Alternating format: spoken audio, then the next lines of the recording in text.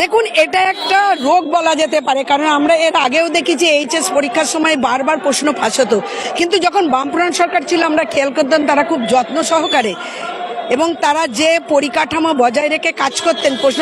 আসলে আমরা তো দেখলাম গত 15 বছরে যে সরকারটা ছিল স্বয়ং শিক্ষামন্ত্রী দুর্নীতিগ্রস্ত। এমন একজন এমএলএ, বিধায়ক বা মন্ত্রী নেই যারা কোনো লুটতরাজ করেনি।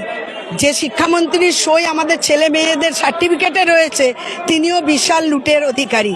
সেই জন্য মানে রাজ্যটা সম্পর্কে আমাদের একটা ভয়াবহ বার্তা সৃষ্টি হয়েছে। আর বর্তমানে যে সরকারটা এসেছে তাদের ওই শিক্ষা ব্যবস্থা প্রতি দেখে আমাদের মনে হচ্ছে সরকারি শিক্ষা ব্যবস্থা উন্নয়ন করবেন, কিন্তু এই যে আমাদের ডিএটা ধরুন, যারা অবসরপ্রাপ্ত শিক্ষক শিক্ষিকা শিক্ষাকর্মী প্রায় 4 ভাগের 1 ভাগ বেতন পায়, তাদের ডিএটা এখনো দেওয়া হচ্ছে না।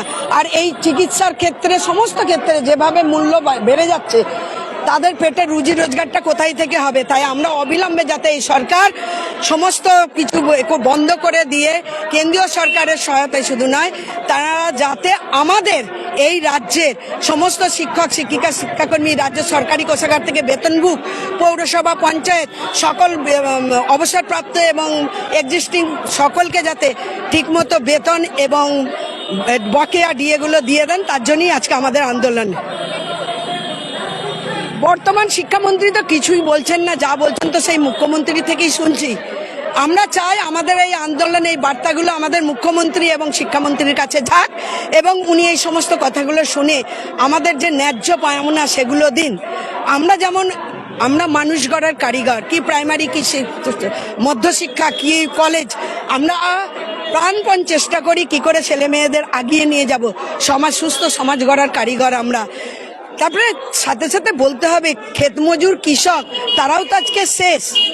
আগের সরকার যে গেলেন, 4 মে এই সরকার এলেন, আজকে একটা আলু হচ্ছে কৃষকদের হুগলি জেলায় সব থেকে মূল্যবান ফসল, ধান হচ্ছে বর্ধমান, সেখানে আমরা দেখছি ধান আলুর কোনো দাম নেই, সারের দাম বৃদ্ধি, মজুরি বৃদ্ধি, তাহলে কৃষকরা আত্মহত্যা করছে। এই সমাজ আমরা দেখতে চাইনি। পরিবর্তন এনে আমরা চেয়েছিলাম যে এটার উন্নতি হবে, কিন্তু কিছুই না। সেই আলু 150-60 টাকা বস্তা, 1 বিঘেতে আলু ফলাতে 10 থেকে 12,000 টাকা খরচা হয়, আর 1 বিঘেতে আলু বিক্রি করে 2 থেকে 3,000 পাচ্ছে। আত্মহত্যার পথ ছাড়া কি বেছে নেবে কৃষকরা? হ্যাঁ, দেখা যাক তিনি কি করেন। এখন তার জিনিসটা আমাদের কিছু লক্ষ্য করতে হবে। এই মুহূর্তে কিছু বলা যাচ্ছে না, ওয়েট এবং ওয়াচ, আমরা ধৈর্য ধরি এবং দেখি কি করেন তিনি। তারপর যদি তিনি ঠিকঠাক না করেন তার বিরুদ্ধে আমরা আন্দোলনে নামবো।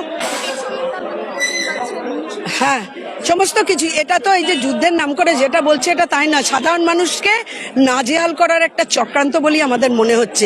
গরিব মানুষকেও গ্যাস কিনে খেতে হয়।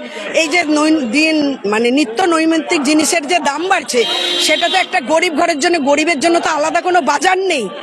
মাছ যদি 220 টাকার রুই মাছ কিনে খেতে হয়, চারাপোনা যদি 200 টাকা হয়, সেই যে মানুষটা ক্ষেত মজুরের কাজ করে, বাড়িতে পরিচারিকার কাজ করে, তাকেও কিনে খেতে হয়। তাহলে সেই সমস্ত জিনিস মাথায় রেখে বাজার মূল্যটাকে সঠিক নিয়ন্ত্রণে আনা, এটা ভালো অবশ্যই করতে হবে। আমরা আন্দোলনের মাধ্যমে এই সমস্ত বার্তাগুলোই দিতে চাইছি।